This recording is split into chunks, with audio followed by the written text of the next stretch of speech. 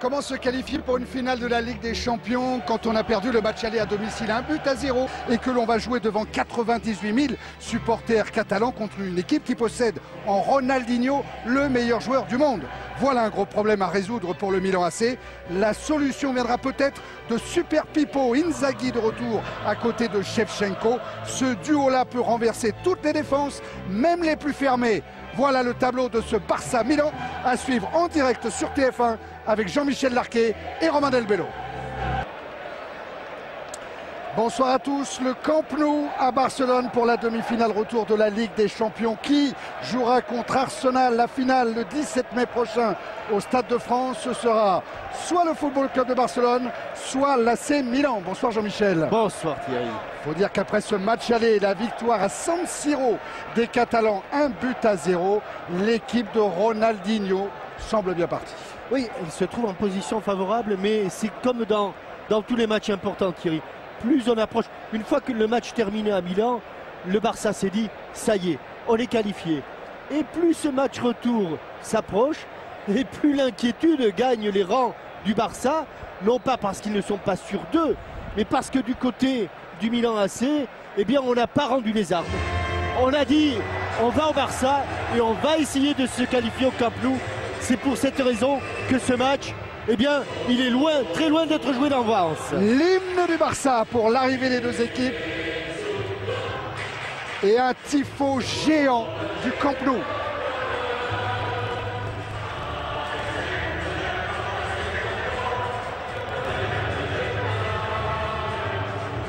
Oh que c'est beau, j'espère que vous entendez bien cet hymne du Barça repris par 98 000 supporters. Magnifique entrée en scène des deux équipes sous la direction d'un trio arbitral venu d'Allemagne, Thierry. Markus Merck sera au sifflet. Tiens, Markus Merck, juste un petit souvenir, c'est lui qui avait dirigé le France-Angleterre à l'Euro et les 2 buts de Zinedine Zidane. On fête ce soir et on espère beaucoup sur le retour de Super Pippo Inzaghi. Il était malade lors du match aller au fond de son lit avec près de 40 de fièvre, victime d'une infection des amygdales. Il est de retour ce soir, on ne doute de rien, a dit le capitaine Carles Puyol. Et ce Camp Nou qui vibre déjà. Oh, ça va déjà très vite. Ça va très vite et attention à Inzaghi, à Shevchenko. Oh, ça va déjà très vite. Et première alerte. Quelle belle frappe avec là de Kaka. Il y a une égalité numérique. Samuel Eto'o qui a repris l'intérieur, la frappe contrée par Dida. Et première sortie dans les pieds. Début de match de feu, hein, Jean-Michel. Des deux côtés. Dida est sonné. Voilà, Samuel Eto'o. Alors on lui remet les idées en place. Vous appelez ça des idées, vous? Bonsoir Jean-Michel, bonsoir Thierry. Oui, Romain, je ne savais pas trop si vous étiez sur la pelouse. Vous êtes derrière les buts, Romain. Derrière le but de Victor Valdés, justement. Pour vous confirmer le magnifique état de la pelouse, effectivement. Et puis, notez que Gattuso est sous le coup d'une suspension s'il prend un jaune. On n'est pas le seul. Hein. Il y a Marquez, il y a Puyol, les deux défenseurs du Barça. Hein. Et ça peut influencer pour leur comportement. Eto'o qui file vers le but de Dida. Ça, c'est dangereux, ça va être sauvé. Ouais, c'est bien sauvé par ça, c'est dangereux. Oh là là, attention, on ne joue jamais entre les deux défenseurs. Les deux défenseurs centraux. Et là, eh bien, même sur une excellente pelouse, deuxième grosse occasion et deuxième sauvetage. Ronaldinho la frappe au-dessus de la transversale de Dida. Ah, je crois que si elle est cadrée, il n'est pas sur ses appuis, Dida. Ah, si elle est cadrée. Ouais, pas en jeu, Shevchenko, le contrôle, la frappe et le petit filet. Où était-il? Il est au fond là-bas. Ouais, il est tout là-haut. Il est sur la même ligne. Ouais, il est sur la même ligne. Par contre, il y a des hors-jeux passifs. Ouais, Belletti qui est servi. Oh, frappe de Belletti devant le but de Dida. Ah, plus offensif, hein, Belletti Colleguer. Il frappe fort en espérant un contre, en espérant que quelqu'un coupe la trajectoire, mais c'est arrivé très très vite. L'accélération d'Iniesta pour le moment font beaucoup de mal. Juli, la frappe captée par Dida. Ouais, c'est Gattuso qui est là. Le centre de Gattuso, il est un tout petit peu court, Inzaghi. Et c'est surtout le centre qui est un tout petit peu haut. Exactement. Seedorf face à Deco, la frappe de Seedorf, elle n'est pas cadrée. Il s'est exercé à ce genre d'exercice juste à la fin de l'échauffement. Toujours, c'est un rituel à l'échauffement. Seedorf est le dernier des Milanais à quitter le terrain. Il va vers le milieu de la pelouse, il prend un ballon et il frappe au but. Il l'a manqué tout à l'heure. Hein. Alors qu'il l'avait réussi au match aller. Il va frapper le pied gauche. Oh, et c'est au-dessus. Ils n'ont pas encore tout à fait ajusté la mire. Hein. C'est encore pas cadré. Ah, pourtant il avait le temps. Ah, ça va compliquer encore à Eto'o. Carton. Est-il le dernier défenseur? Oui. Alors s'il est le dernier défenseur, c'est le rouge? Non, ce sera le jaune, dit Monsieur Merck. J'ai bien peur. Tant mieux pour le spectacle, tant mieux pour Costa Curta. Mais j'ai bien l'impression qu'Alessandro Costa Curta a été l'avant-dernier défenseur. Oui, outre le gardien, bien sûr. Ça va jouer quand même. Deco qui a bloqué le ballon pour Ronaldinho. Et c'est la fin de cette première période. 0-0 entre le Barça et le Milan. Pour le moment, ce sont les Catalans qui ont un pied au Stade de France le 17 mai pour la finale contre Arsenal. Mais il reste du temps. 45 minutes encore dans cette demi-finale retour. Seedorf pour Shevchenko. La tête plongeante captée. Oh là là, que c'était bien joué encore une fois. Deco qui s'approche de la surface de réparation et qui va obtenir un coup franc. Longue pour Deco, courte pour Ronaldinho qui frappe. C'est dans les gants de Dida. Ronaldinho peut-être. Oh là là là là, c'est somptueux tout ça. Tout ça c'est somptueux. Que c'est beau, La montée de Belletti avec Ronaldinho, chargé par Gattuso. Dans l'intervalle pour Giuli, le centre de but. C'est pas possible. Quelle action de jeu. Quelle action. Et Belletti qui était à l'arrivée. Oh Belletti, il n'a jamais cru un seul instant qu'il pourrait être dans une position aussi favorable. Le centre de stable, la tête d'Inzaghi. C'est vrai qu'il n'aime pas ça et pourtant là les Milanais ont prouvé quand même qu'il restait complètement dans le match. Faute de Kaladze. Du ballon, Ronaldinho qui frappe fort. Mais encore une fois, Dida sur la trajectoire. Dida est dans les... Ronaldinho. Encore Giuli là-bas. Deuxième poteau. Cette fois, il a frappé, mais c'est au-dessus. Difficile. Il ne peut pas faire autre chose, Ludovic. Hein. Pour attraper le cadre, ça tient pratiquement du miracle.